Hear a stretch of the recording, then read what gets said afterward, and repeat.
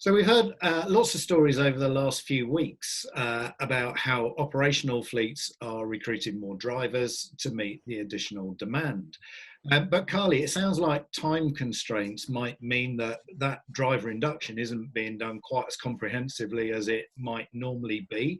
Are there any particular things that you would be fearful of getting missed at the moment?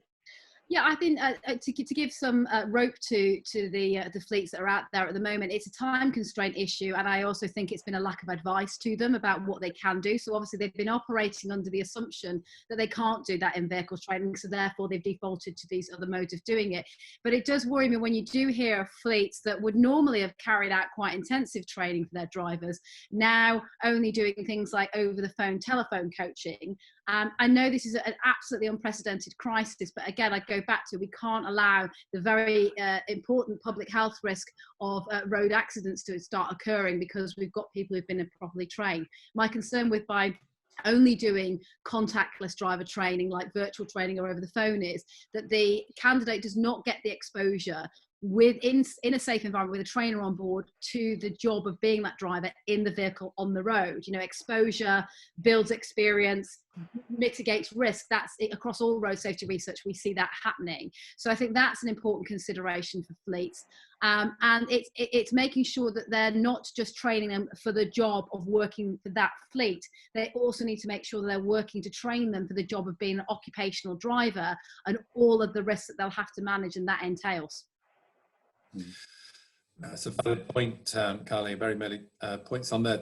Just for Howard, for yourself, can I just ask, as far as the new norm that we're talking about it as a new norm where we're dealing with issues that perhaps companies have never considered before. I mean, what would you recommend companies maybe look to include within their training or their regimes that perhaps they hadn't before?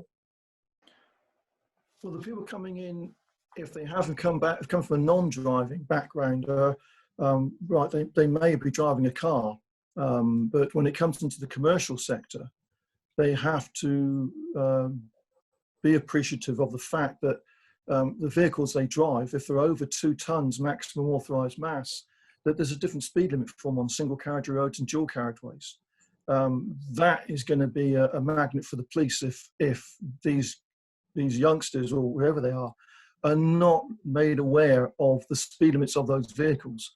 Obviously, height regulations to the vehicles as well, width regulations, what roads can they drive down?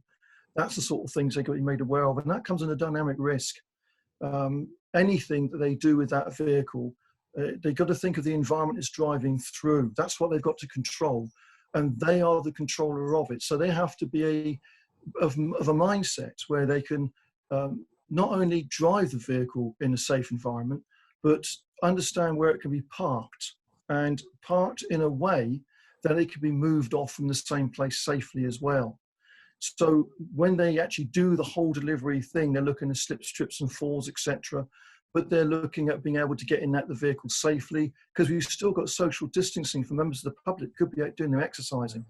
So there's all that type of thing that has to be looked at as well. But one other thing that will get missed if it's not careful, and it does need mentioning in a big way, is the sanitization of the vehicle, because when companies have commercial vehicles, they want them to earn money. They're not going to sit still for a long time. So most of them are going to have more than one driver. That needs sanitation. And that is seriously important stuff.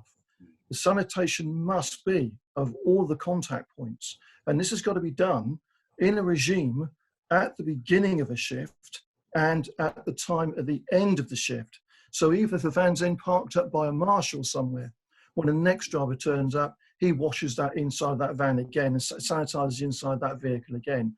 And it's not just the cab, it's the delivery equipment. So you're looking at pallet trucks, you're looking at sack trucks, you're looking at, if it's a refrigerated vehicle, it's the what they call the pull hook or the tote hook, whatever they call it. All that's got to be cleaned.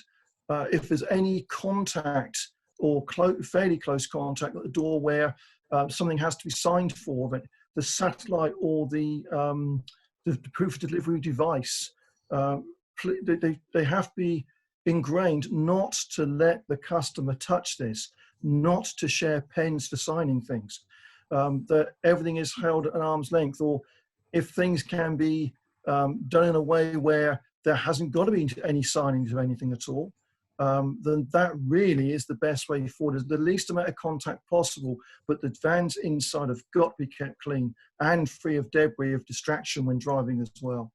Yeah, it's something we've seen and we've discussed a number of times, haven't we, Peter? The sanitization issue, and the fact that companies are starting to introduce these policies not just as a something to do now, but as a long-term thing. They're planning these sanitization policies as permanent additions to their driving at work policies and their health and safety policies. But some of the other points you make. If I can sort of address this to you, Carly, if the inductions aren't being completed today as a company would normally do that, we run the risk of getting out of lockdown and finding all the drivers in a particular fleet, some have been trained to one level and some have been trained to another level. And that's surely not something that's acceptable from a duty of care point of view. Absolutely not. And I'm a big advocate of retrospective training. You get sometimes, even in the driver training industry, people saying, well, if we brought in a new driver training qualification or a new element to it, what do you do about those people who've already qualified? Well, that's what retrospective training is for. You have to get everybody up to a standard. And what we can't have is an inconsistency in fleets, that we have some people that are highly trained and then you have these new recruits who've had very scant training. It's an unfair situation for employees and it's a risk for the fleet as well. So I would say that companies really need to focus on a plan of retrospective training if you're going to keep these people in your workforce that you recruited during the crisis. And indications are that fleets will carry on having a lot of these people working for them they've recruited now, because our demand for online deliveries and for not leaving our house will continue. People will still be fearful once lockdown eases and use these services.